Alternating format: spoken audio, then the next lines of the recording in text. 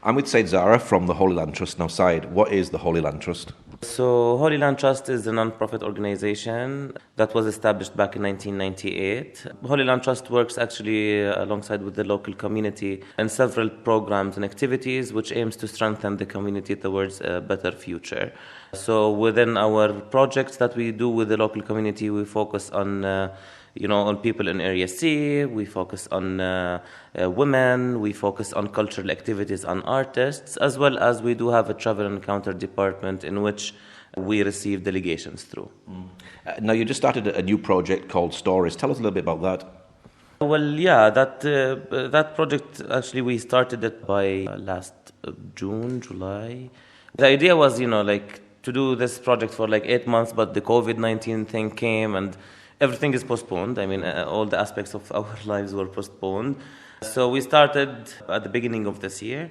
And this program actually brings 10 girl students from Bethlehem universities together that come from different backgrounds, village, city, refugee camp, Christians and Muslims together, that they need to go into a process of 8 months, more or less, of actually, opening a circle of trust, spiritual questionnaire and other activities that build this trust, as well as opens, up for them what's going on inside. But the main aim of this project is that those girls, at the end of the project, they would need to interview a woman figure. This figure could be their mother, aunt, a neighbor, because the whole idea of the program is to basically highlight the importance of the women's role in the preservation of the Palestinian history. If we look back in our history, actually, what kept the tangible and the intangible history of the Palestinian people is the women.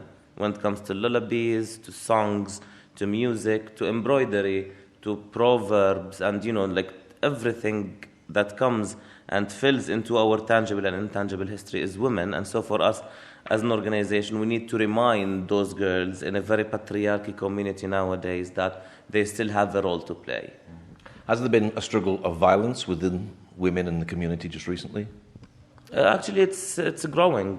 Everything goes parallel. The more people get violated, the more they would violate. Hurt people, and we see that violence not only against women, violence in general within the Palestinian community have been rising up and up since the second Intifada until today.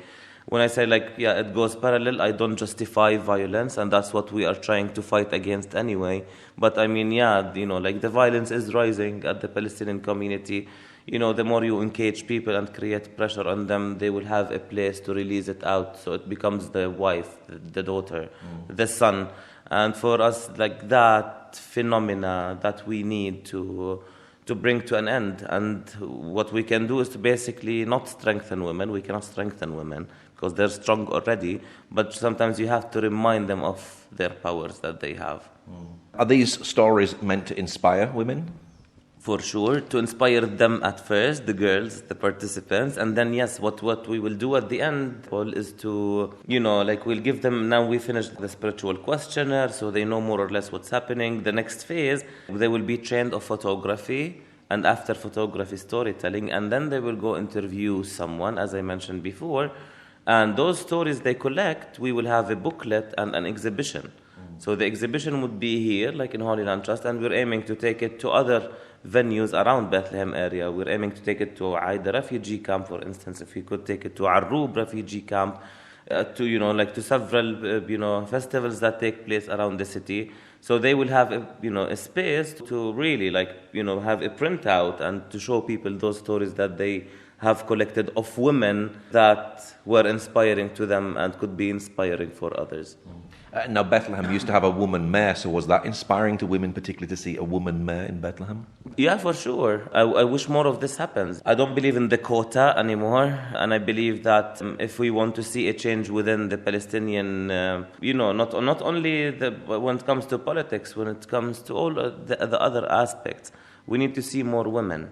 I believe we have 2 ministers now, and that's not enough.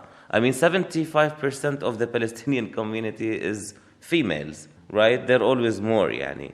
So, why not having more women that could really change the whole story, Let's give it a try. So, yes, I really want to see more women leaders within the communities, mayors, ministers, prime ministers, a president, why not, So, inshallah.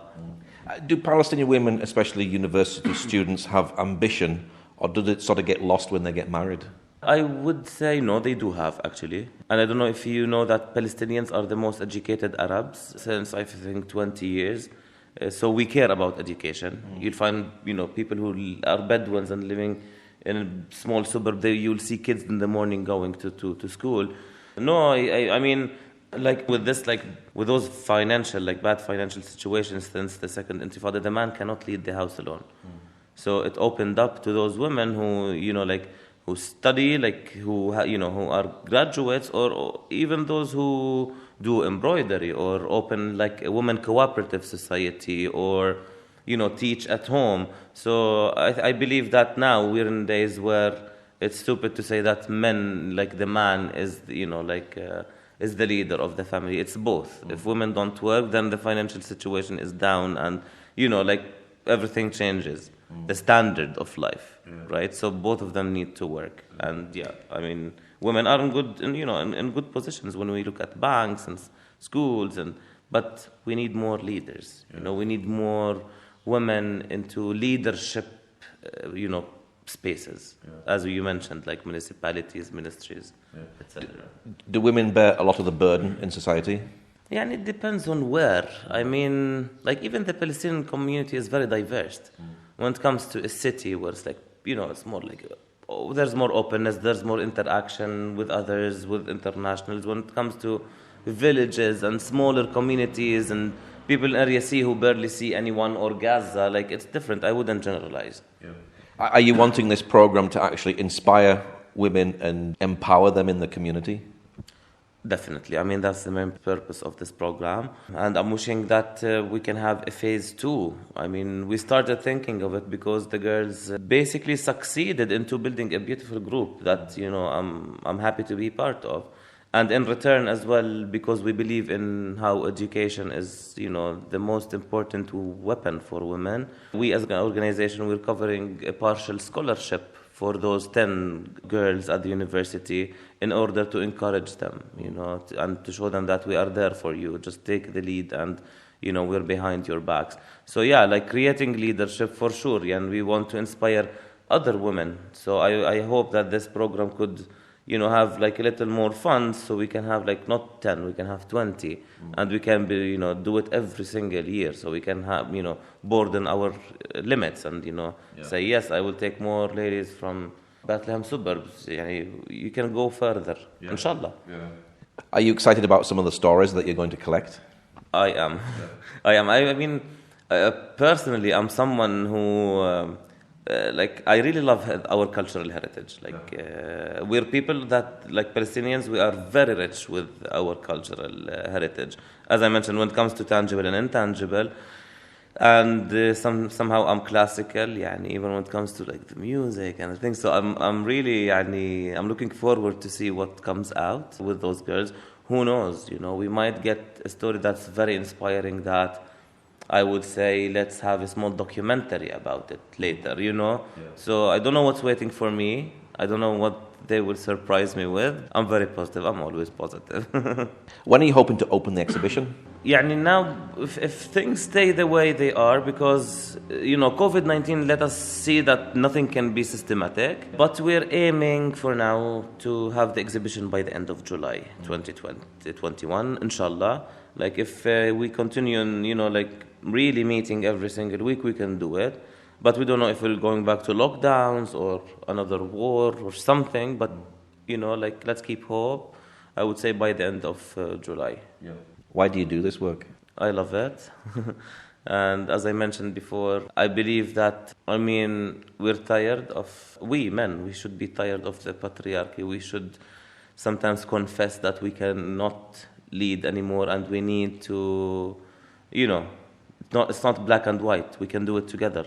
Women can contribute to everything. And for me, the land is a lady. The history is a lady. As I said, we could have never kept our oral history without the power of women.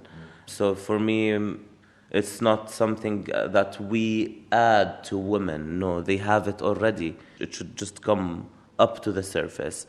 Yeah, and I'm ready to be led by women leaders. Will this make a difference in the community? Maybe on small scales, but if we say no, it doesn't, then we just surrender to the reality and we say, yeah, this is what it is, and we cannot do anything about it. I'm someone who is positive, I'm optimistic, and I say, if it doesn't change, then yalla, I believe in small changes. It's like seeds you throw here and there. If one of them succeeds, then you have succeeded on a very small scale. What's your website for people who'd like to know more? It's www.holylandtrust.org. Okay, Syed, thank you much. Thank you so much.